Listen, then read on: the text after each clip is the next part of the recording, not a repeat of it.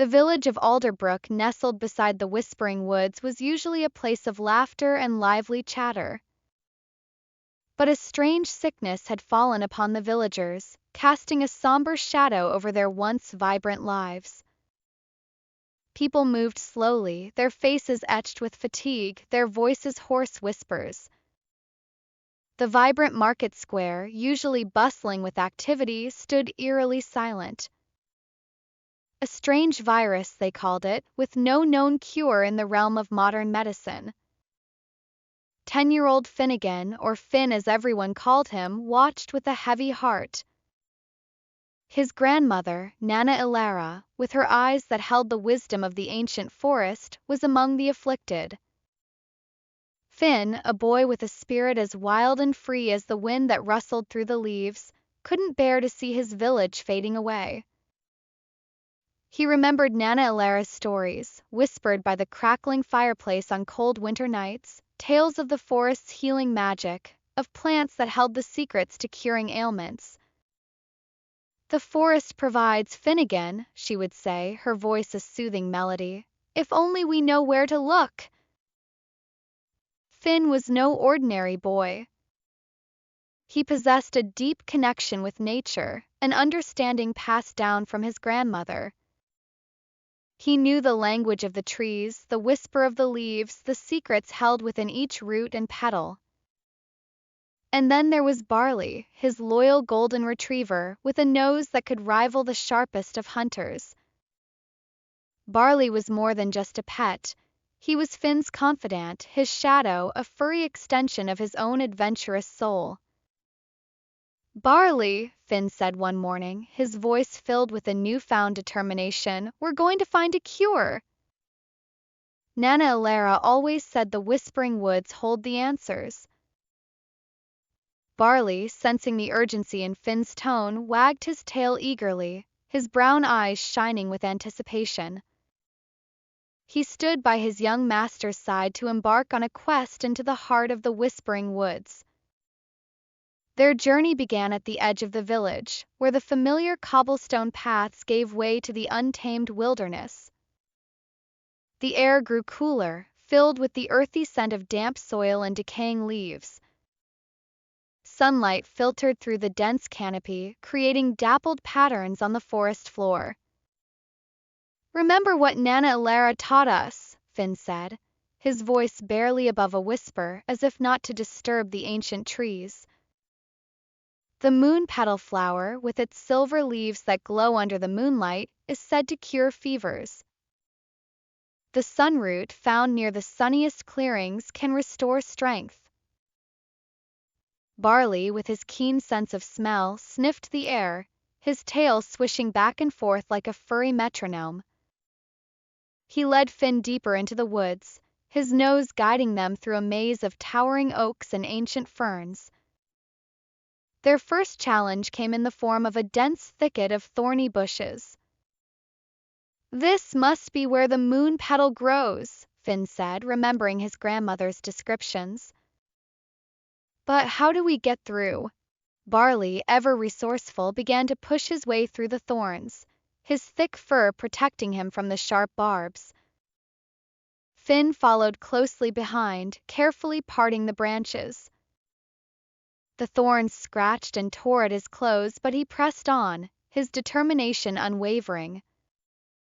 Through what seemed like an eternity, they emerged into a small clearing. And there, bathed in the soft glow of the filtered moonlight that managed to pierce the dense canopy, were the Moonpetal flowers. Their silver leaves shimmered like tiny stars, casting an ethereal glow over the clearing. "We found them, Barley," Finn exclaimed, his voice filled with awe. He carefully plucked the flowers, their petals cool to the touch, and placed them in his satchel. Their next challenge was to find the Sunroot. They walked for hours, the sun climbing higher in the sky. The forest grew warmer, the air thick with the buzz of insects. Finn, tired and thirsty, began to lose hope. Maybe Nana Elara's stories were just that, he said, his voice heavy with exhaustion. Stories. Barley, sensing Finn's despair, nudged him with his wet nose and let out a soft whine. He then began to dig at the base of a large oak tree, near a patch of sunlight that had broken through the leaves. Finn watched, puzzled at first, and then realization dawned upon him. "You think the Sunroot is here, boy?" he asked, his voice regaining a spark of hope. He joined Barley in digging, his small hands working alongside the dog's powerful paws. And there, buried beneath the roots of the oak, they found it, the Sunroot, a vibrant orange tuber that pulsed with warmth. "You did it, Barley," Finn cried, hugging his furry companion tightly. "You're the best dog a boy could ask for." With the Moonpetal and Sunroot safely in their possession, Finn and Barley raced back to Alderbrook. The journey back seemed shorter, their steps lighter, fueled by the hope that burned within them.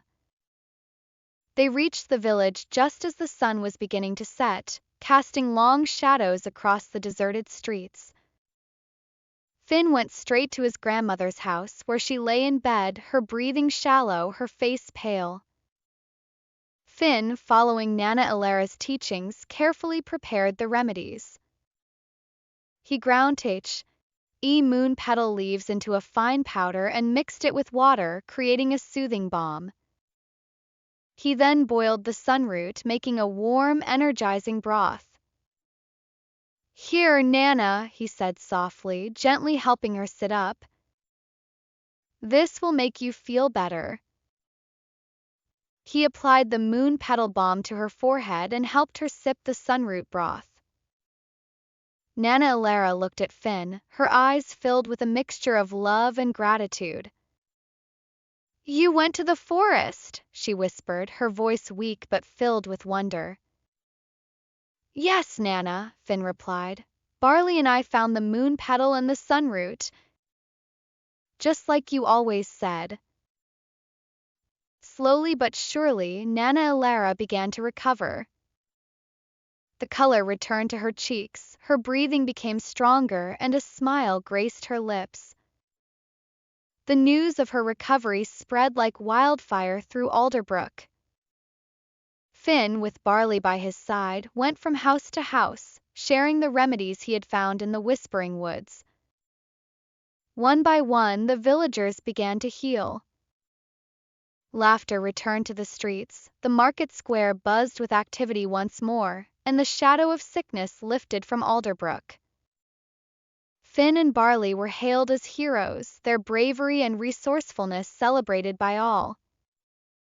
But Finn knew the true hero was the forest, with its ancient wisdom and healing powers. He also understood the importance of listening, really listening to the stories and lessons passed down through generations. He learned that courage wasn't just about facing danger, but about believing in something, even when others doubted. He had discovered the truth in his grandmother's words, "Nature provides, if only we know where to look and have the heart to seek." The bond between Finn and Barley deepened, forged in the heart of the Whispering Woods. They continued their adventures, exploring the forest, discovering new plants, and sharing their knowledge with the villagers. Finn, no longer just a boy but a healer, a protector of his village, a whisperer of the woods, with Barley forever at his side, his loyal companion, his furry friend, his partner in every adventure. As the sun set each day, casting a golden glow over Alderbrook, Finn would sit with Barley, watching the fireflies dance in the twilight, knowing that together they could face any challenge, as long as they had each other and the wisdom of the Whispering Woods to guide them, Finn with his knowledge and Barley with his keen nose. And so they lived in harmony with nature, their hearts filled with gratitude, their days filled with purpose, their nights filled with peaceful dreams, under the watchful eyes of the ancient trees in the heart of their beloved village. This taught Finn about the power of nature, the importance of courage and perseverance, and the deep bond between a boy and his dog. It was a gentle reminder that even in the darkest of times, hope and healing can be found if you know where to look.